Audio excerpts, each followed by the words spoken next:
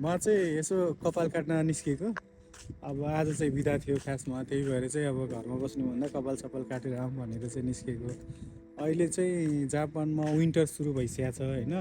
अब हिजो अस्तिसम्म चाहिँ नर्मल थियो, टेम्परेचर चाहिँ बिहान नि ठिक्क थियो, दिउँसो नि अब हल्का गर्मी जस्तो हुन्थ्यो। अनि एक्कासी हिजोदेखि चाहिँ बढ्यो कि। अनि पहिला चाहिँ यहाँ चाहिँ के हुँदो रहेछ भनेपछि गर्मी र जाडो मात्र सिजन। अब गर्मीमा 32-33 पुग्न चाहिँ, त्यतिमा पनि एकदमै धेरै गर्मी हुने कि। हाम्रो जस्तो चाहिँ अब काठमाडौँमा चाहिँ 32 हुन्छ तर पनि नर्मल हुन्छ नि त। यहाँ चाहिँ एकदमै धेरै गर्मीमा गर्मी धेरै, जाडोमा चाहिँ जाडो धेरै हुँदो रहेछ होइन। अब अहिले चाहिँ यहाँ पतझरको सिजन चलिरहेछ क्या, पातहरू झर्ने म तपाईँलाई देखाइदिन्छु है। यहाँ चाहिँ पातहरू पुरै झरिरहेछ। अनि योहरू चाहिँ प्रायः जापानको चाहिँ सरकारी बिल्डिङहरू हो क्या, सरकारले नै बनाएकोहरू हो होइन योहरू चाहिँ।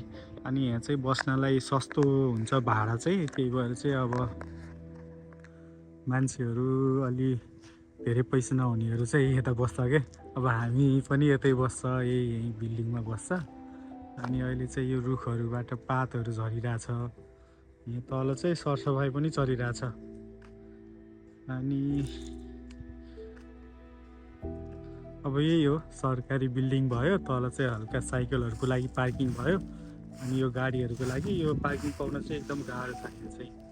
अनि यो रुखहरूको चाहिँ यो पातहरू चाहिँ अहिले झर्ने बेलामा चाहिँ हल्का कलरहरू हुन्छ क्या, कलरहरू आउँछ। अनि त्यही भएर चाहिँ यो हेर्नलाई चाहिँ मान्छेहरू कहाँ कहाँ टाढा टाढासम्म जान्छ। यो चाहिँ साकुराको बोट हो, अहिले चाहिँ नाङ्गिसकेको छ होइन। अब जस पातहरू सबै झऱ्यो नि त, अब 1-2 महिनापछि चाहिँ यो चाहिँ एकदम धेरै फुलहरू आउँछ क्या यसको चाहिँ, भर्खर भर्खर पलाउन लागेको छ।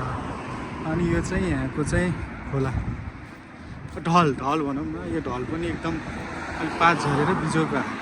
यो सबै चाहिँ सरकारी घरहरू नै हो कि, यो सबै 1देखि 100सम्म छ यहाँ चाहिँ। अनि यहाँ चाहिँ अगाडि म तपाईँलाई एउटा देखाउँछु, यहाँ चाहिँ पार्किङको चाहिँ एकदमै समस्या छ क्या। त्यही भएर मान्छेहरूले पहिला गाडी किन्नुभन्दा पहिला नै पार्किङ किन्नुपर्छ होइन। यस्तो यस्तोमा पार्किङ छ क्या, तल ढल छ, ढल जस्तो खोला जस्तो छ। अनि त्यसमा चाहिँ पार्किङ यस्तो छ अवस्था, यहीँ रोड छ अनि यस्तो छ क्या पार्किङ चाहिँ। एउटा कुरा चाहिँ के छ भन्दाखेरि चाहिँ यहाँको यो ढलहरू छ नि सानो, यो पनि नेपालको नदीनाला भन्दा नि सफा छ होला क्या। अनि यहाँ चाहिँ अहिले चाहिँ पात झरेर अझै बिग्रिख, यहाँ चाहिँ कचुवाहरू पनि छ होइन। अनि अलि अगाडि गयो भने माछाहरू पनि छ, म त्यहाँ चाहिँ जानु पर्दैन। अनि यो सबै चाहिँ साकुराको बोटहरू हो, सबै अहिले पातहरू झरिसकेको छ। अब पात यत्रो झरिसकेको छ तर रोडमा चाहिँ एउटा पनि छैन कि, सबै बिचमा चाहिँ अलिअलि छ। अनि सफा चाहिँ एकदमै सफा छ यहाँ चाहिँ। मान्छेहरू नर्मल्ली रोडहरूमा त्यस्तो फोहोरहरू गर्दैन नि त यहाँको मान्छेहरूले, अब त्यही भएर पनि अब सफा छ कि एकदमै। अब यो चाहिँ हो मान्छे हिँड्नलाई होइन। अनि यता चाहिँ छ, अझ म तपाईँलाई देखाइदिन्छु होइन। म साइकलमा हिँड्दै आएको छ क्या। अनि यो चाहिँ मान्छे हिँड्नलाई रोड भयो, यति सानो, यो त एउटा टुल जस्तो न हो होइन। अनि यो चाहिँ फेरि साइकलको लागि भयो होइन। अनि यो साइकल हिँड्नलाई भयो। अनि यो चाहिँ रोड भयो। यो चाहिँ अलि हाम्रो अब काठमाडौँको टुल जस्तै भनौँ न, मेन बजार चाहिँ होइन होइन। अब भित्री टोल भनौँ न, त्यस्तो चाहिँ हो यो चाहिँ। यो चाहिँ जेब्रा क्रसिङ भयो होइन। अब जेब्रा क्रसिङको चाहिँ अब लाइटहरू चाहिँ सबै अब एउटै नै हो, रेड लाइट, ग्रिन लाइट। अब जेब्रा क्रसिङमा अब देखायो भने लाइट हिँड्ने होइन। यहाँ चाहिँ अब साइकललाई र अनि मान्छेलाई चाहिँ धेरै प्रायोरिटी दिन्छ कि।